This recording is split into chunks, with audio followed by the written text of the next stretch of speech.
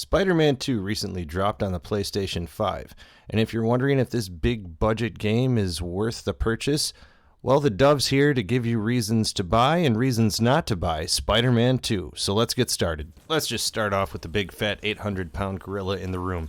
It is a PlayStation exclusive, so the first reason not to buy this game is if you don't own a PlayStation 5.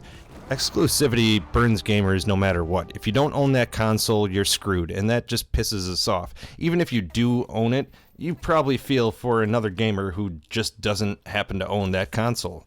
You don't hear too many people raise arms about how Mario is only available on Nintendo, but makes Starfield or Spider-Man exclusive to one console, and you piss off pretty much half the population of gamers no matter what.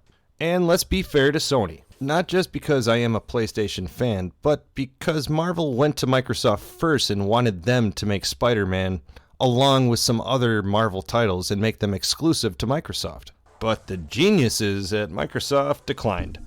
In steps PlayStation, who had Insomniac make Spider-Man, and the rest is history. Now this is a great game, but I can't get behind an exclusive title and tell someone to go buy a $500 console just for one game.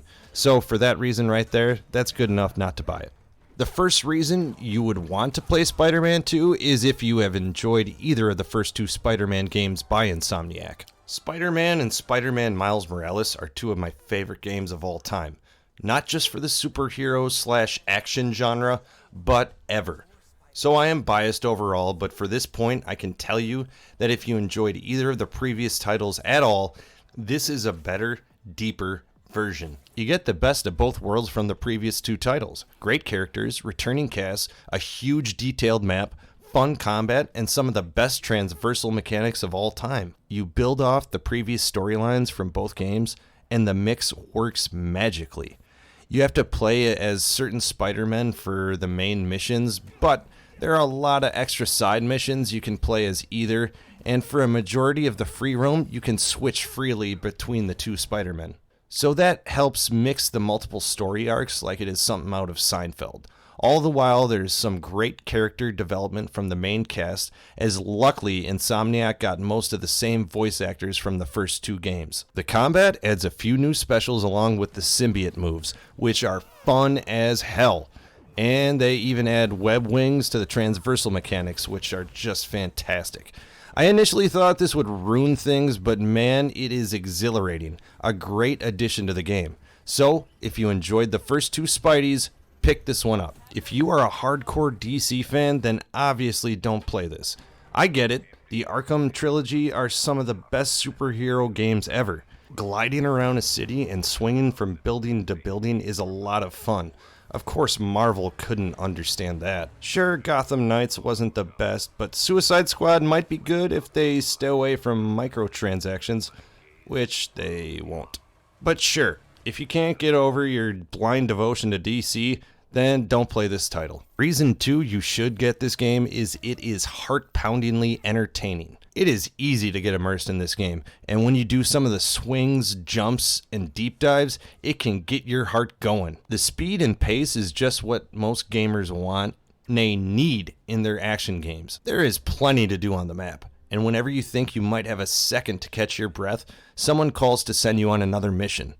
Or you get a notification that some bad guy thought it was a good idea to mess around when Spidey was on patrol. In the thick of the game, it feels like there is plenty to do, and there's just so much for completionists. The action doesn't stop with the constant barrage of missions and break-ins to thwart. The actual combat is fast-paced and some of the smoothest in the business.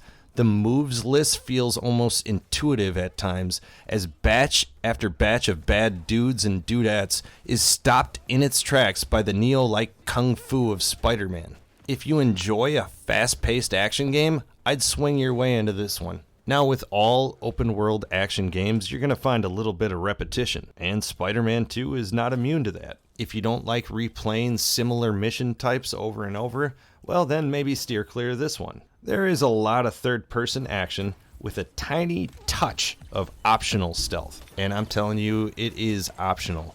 You don't have to take your time if you don't want to. You just want to get into the fight because that's where it's inevitably going to go. Then just get into it right now. So if you don't think beating up a bunch of bad guys and swinging around New York is fun, then you will not understand this game. And although repetitive, I will say the game does a good job of mixing up little mini games here and there. In past games it was annoying, but this game it just keeps things fresh. But again, there is definitely repetition, and if you don't want to do the same thing over and over, then maybe skip this title.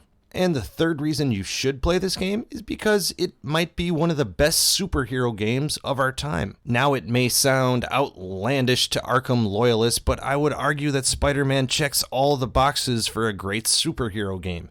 And with this installment nearly 9 years ahead of Arkham Knight in graphics and gaming engine performance, it very well might just take the mantle. I know it's a bold statement, but the story works beautifully with the source material, and the game feels like it's right out of the pages of the Spider-Man comics. The action is incredibly fast-paced, with a city filled with things to do not only as Spider-Man, but as Peter Parker and Miles Morales. And while the non-superhero parts of the game aren't my favorite, this installment keeps them short and meaningful. And unlike some other superhero games, the missions do not feel like a filler task or busy work. The side missions are not grindy, they just add depth to the overall story and your character's XP. The combat just feels so smooth and natural, it is something to behold. The controls are so organic that the Spider-Man on the screen just feels like an extension of you. You put all the pieces of this game together and you are left with just an utter masterpiece. And that's reason enough to pick up this game. The fourth reason you shouldn't pick up this game is if you are a hater. Then just don't play it. I know this game could bring happiness and meaning to your life and make things better overall, but you live to hate, so what's the point really? You're the type of person that wakes up to troll, and that makes you happy. Taking pleasure in cutting down someone's hard work is what you do best, so you know what? Maybe just take the day off on this one. I wasn't angry at you! I was angry at the universe!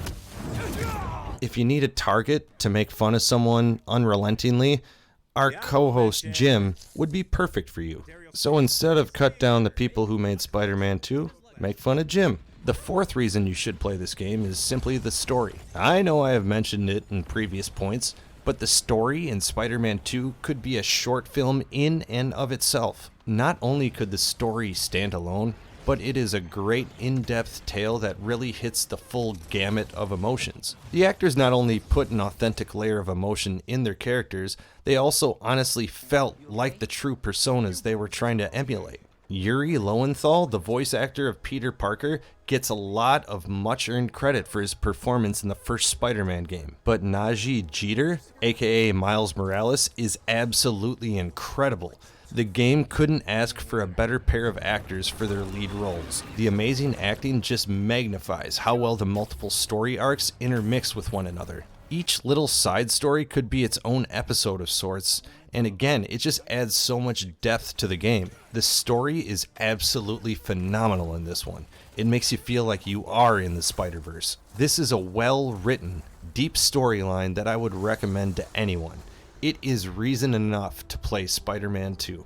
You can tell by the reasons I gave not to play this game that I think this is just one you have to try if you can.